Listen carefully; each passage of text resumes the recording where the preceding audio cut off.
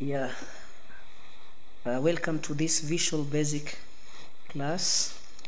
I'm doing this video because I'll be away and I want you to catch up with the syllabus. So let us jump straight to the subject on control structures. So control structures in Visual Basic 6.0. Simply by control structures we mean these are some statements that happen in a program that by nature they are executed either by looping or in sequence or through some iteration or repetition. So control structures in Visual Basic simply means the way we write statements that are going to be executed either as individual statements or as a group of statements to basically manage the flow of control.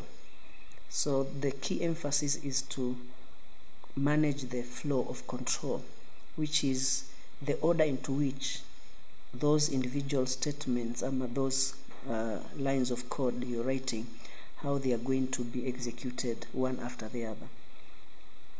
And there are a lot of good things or importance of having control structures or loops in your code. So these loops, they help especially in carrying out a decision. You may have a group of statements that you want to probably have some decision making to authenticate or probably to validate some code. So you use them to make decision. Which action should you take? Which course of action should you undertake? They are also used to bring about the element of repetition. There are some tasks which are going to happen repeatedly, and because we want that repetition to be managed by a code, therefore we use control structures, or rather loops, to carry out the repetition. A program can be doing something in a repeated way until the criteria or until the condition becomes false. So they help us in that flexibility. There are a number of advantages, of course, for you to use these control structures, apart from the ones that I've mentioned. And we are going to look at the types. Now, the types of control structures, so far in Visual Basic, we have 3 types of control structures. The first one is sequence structures. So sequence structures are simply statements that are executed in a sequence, that is one after the other, as they appear in the program.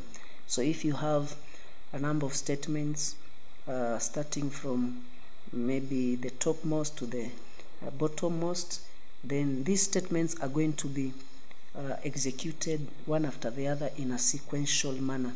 So we call that kind of structure a sequence structure, and we shall look at the examples of sequence structures. The second one is the selection structure. So selection structure, also we call it a decision-making structure. This one is simply having a block of codes that are executed only if some condition is met. So if a condition is met, or if a condition is true, then you have to carry out some execution of some statements. An example is when we use the if and else. That means we are saying if this condition is true, then you can do A, B, C, D.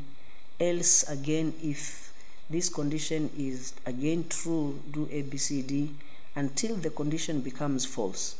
Another type of this selection structure is a switch. So a switch also is a control structure that again works like an if-else. You say switch, and then you have your variable that is being tested against a number of cases. So you have a case which is a constant that tests a variable that you have defined in your code. Another control structure we have is what we call repetition or iterative or looping. If you have a structure whereby a group of statements in a program have to be executed repeatedly until some condition is satisfied, then we say that one it's a repeated or is an iterative control structure. Example of such kind of control structure, we have the loops such as the while loops, we have the do while, and the for loops. Yeah, so let us now focus on the selection structure or the decision making structure. So in this case we are going to use the if control structure, that is if condition then the keyword then. So the if then selection structure performs an action when a condition is true. Otherwise, if it is not true, then it skips. So here we are just talking about of a condition.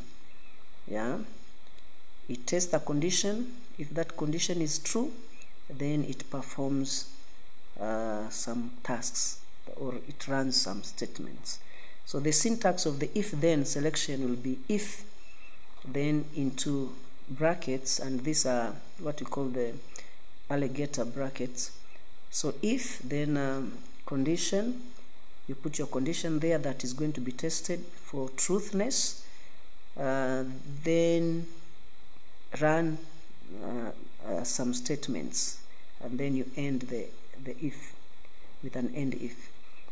An example will be if you are probably testing a variable such as an average, and maybe you say if average is greater than 75, then if it is true, if a variable average is above 25, is above 75, then do ABCD, or then type on a text box grade A. So any student who has gotten an average of 75 and above, then we are going to give him or her a grade A, and we end if. So this is just one condition. The other structure will be if then else. So here we are talking of several actions that are going to be performed if the condition is true. So the else part gives us or enables us to test a number of conditions, not just one.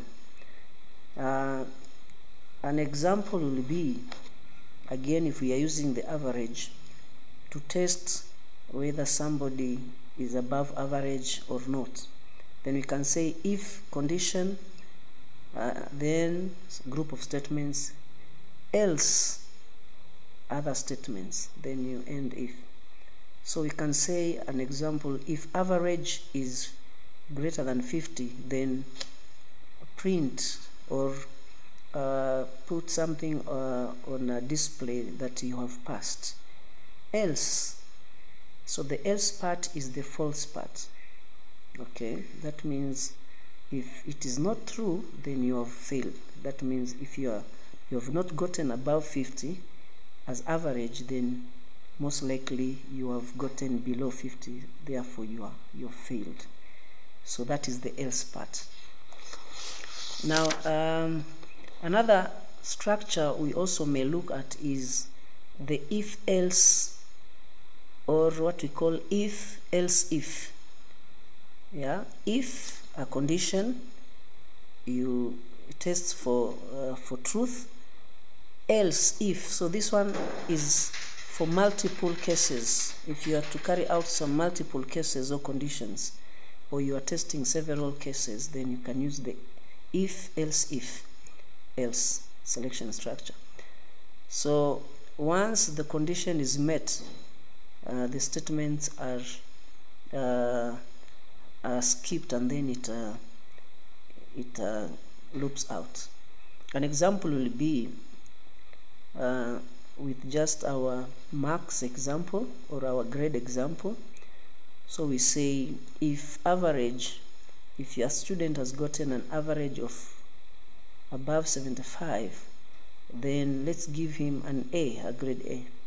So we'll print, will show an A grade on a text box. Else, another condition, else if the student gotten 65, that is above 65, then let's give the student grade B. So that is another condition or another case. Else if his average or her average is above 55, then let us give her or him a C. So that is another condition. Else if his or her average is above 45, then let's give him or her a grade maybe S, whatever it is. Then we have now the terminating else. If all the above conditions he or she has not met them, then we shall terminate the loop.